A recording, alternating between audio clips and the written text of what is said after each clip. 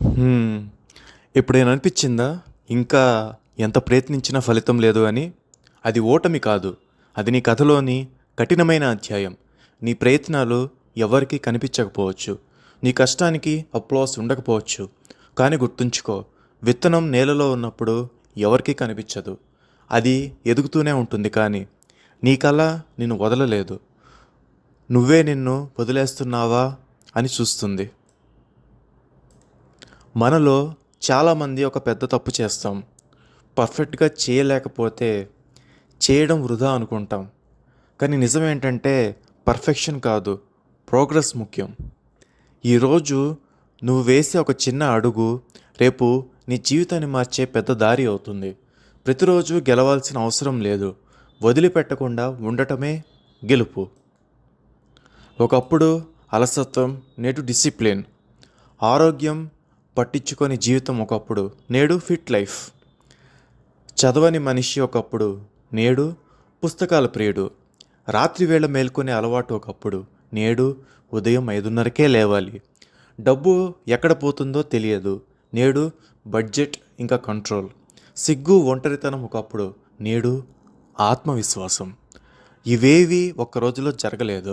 నిర్ణయం తీసుకున్న రోజే మార్పు రాలేదు.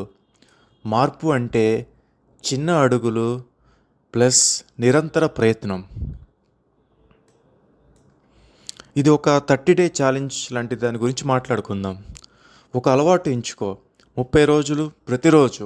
ఒక్కరోజు మిస్ అయితే మళ్ళీ డే 1 నుంచి స్టార్ట్ చేయాలి. ఇది కఠినంగా అనిపిస్తుంది కానీ జీవితాన్ని మార్చేస్తుంది. లక్ష్యాలు రాయండి. మనసులో ఉన్న లక్ష్యం ఆలోచన, కాగితం మీద ఉన్న లక్ష్యం బాధ్యత. రాయండి, చూడండి, చర్య తీసుకోండి. భయాన్ని ముక్కలుగా చేయండి. భయం పెద్దదిగా ఉంటే కదలలేం. చిన్న అడుగు తర్వాత మరో చిన్న అడుగు. ధైర్యం అనేది ఒక మజిల్ లాంటిది, వాడితే బలపడుతుంది. సక్సెస్ కోసం రెడీగా ఫీల్ అవ్వాల్సిన అవసరం లేదు. రెడీ కాకపోయినా మొదలు పెట్టాలి. భయంతోనే ముందుకు వెళ్ళిన వాళ్ళే చరిత్రలో గుర్తుండిపోయారు. పర్ఫెక్ట్ టైం అంటూ ఏదీ లేదు. ఉన్నది ఒక్కటే, అది ఇప్పుడే. నువ్వు ఇప్పుడే ఆగిపోతే నీ భవిష్యత్తు నిన్ను ఎప్పటికీ కలవదు. నీ కథ ఇంకా పూర్తి కాలేదు. ఈ చాప్టర్ కష్టం అనిపిస్తే నువ్వు హీరో అని అర్థం. ఒకరోజు నువ్వు వెనక్కి తిరిగి చూస్తావు, అప్పుడు చెప్పుకుంటావు, ఈరోజు నేను ఆగిపోలేదు కాబట్టే నా జీవితం ఇలా మారింది అని.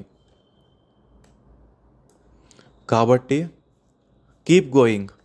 నీ భవిష్యత్తు నిన్ను నమ్ముతుంది. మళ్ళీ కలుద్దాం.